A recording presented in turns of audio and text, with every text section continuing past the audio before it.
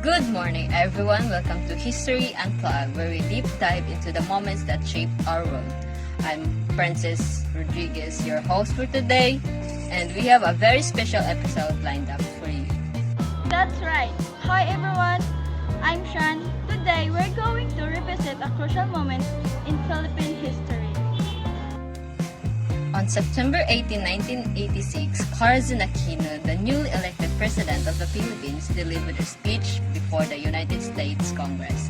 This speech came just after the People Power Revolution.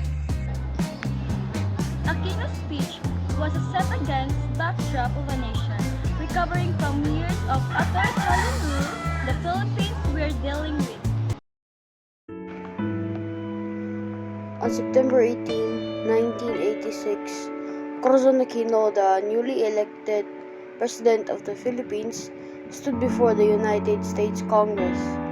Her speech would become a defining moment in the history of both nations, symbolizing the triumph of democracy over dictatorship. And here we see Mrs. Aquino. She's accompanied by the Majority Leader of the House of Representatives, Jim Wright of Texas, who is likely to be the next speaker, and other congressional leaders. There's Senator Robert Dole. Right behind her, he's the Majority Leader of the Senate, and on his right is the Minority Leader, the Democratic Leader, Robert Byrd of West Virginia.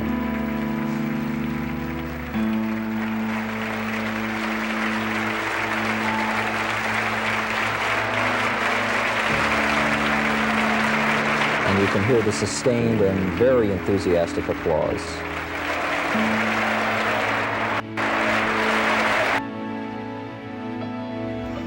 The Philippines had just emerged from 2 decades of authoritarian rule under Ferdinand Marcos. The People Power Revolution, a peaceful uprising, had ousted the dictator and brought Corazon Aquino to power.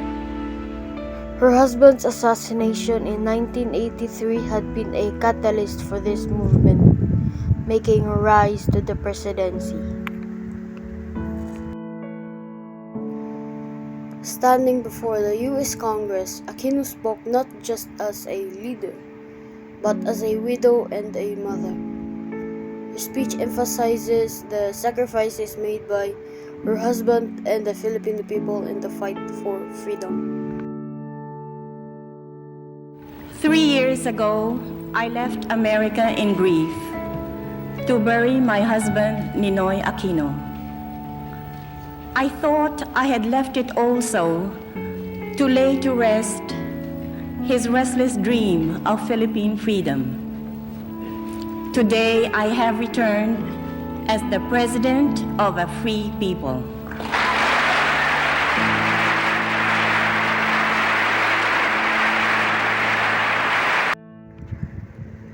The Philippines faced immense challenges. The Marcos regime had left the country with $26 billion in foreign debt and a struggling economy.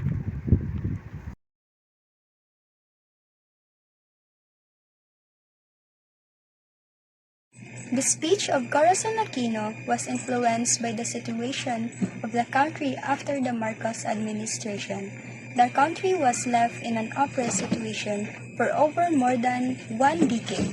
This caused the Filipino citizens to be left and be burdened with the debt committed by Marcos during his regime, which they did not receive any benefit from. $2 billion out of $4 billion, which is all we can earn in the restrictive markets of the world, must go to pay just the interest on a debt whose benefit the Filipino people never received. Still, we fought for honor. Aquino's speech was deeply emotional, drawing on her personal experiences and the collective suffering of the Filipino people. She used powerful symbols, such as her husband's martyrdom and the peaceful revolution, to illustrate the resilience and determination of her nation. We Filipinos fulfilled the first and most difficult condition of the debt negotiation the full restoration of democracy and responsible government. Elsewhere and in other times of more stringent world economic conditions, Marshall Plans and their like were felt to be necessary companions of returning democracy. The speech was met with overwhelming applause and a standing ovation. U.S. leaders praised Aquino's eloquence and emotional power, as the immediate result was the approval of a $200 million emergency aid package, crucial for the Philippines' recovery. So it may stand as a shining testament of our two nations' commitment to freedom.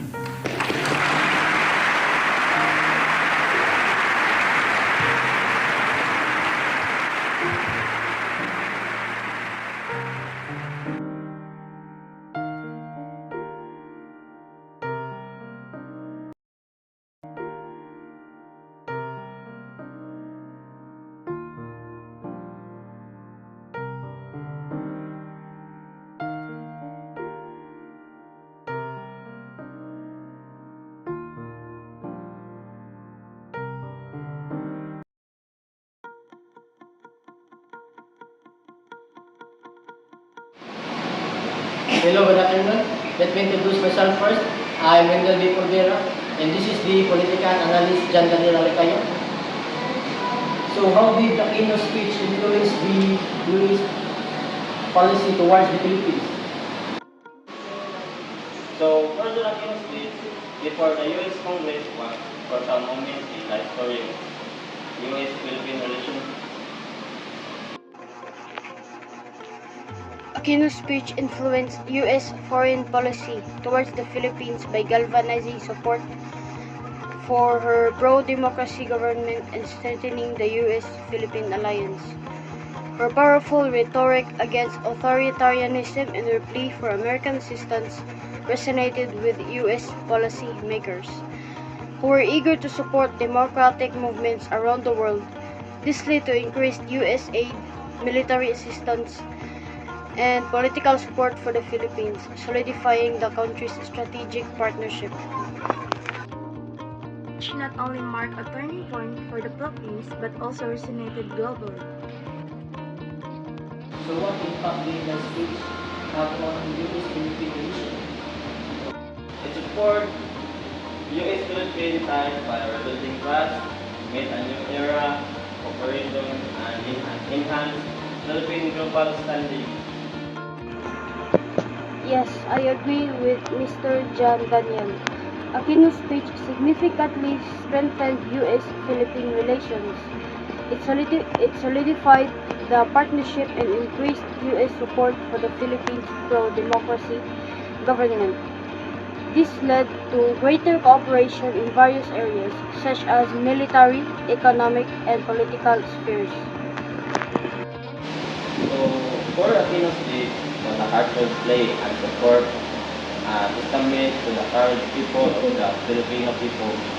It was a speech that moved many and left a lasting impact on international relations. Wow! What an incredible journey history we have tonight. Cory Aquino's speech was truly a defining moment for the Philippines and the world. Absolutely. Her words were not just a call for support but a powerful reminder of the strength and resilience of the Filipinos. Thank you all for joining us on this journey.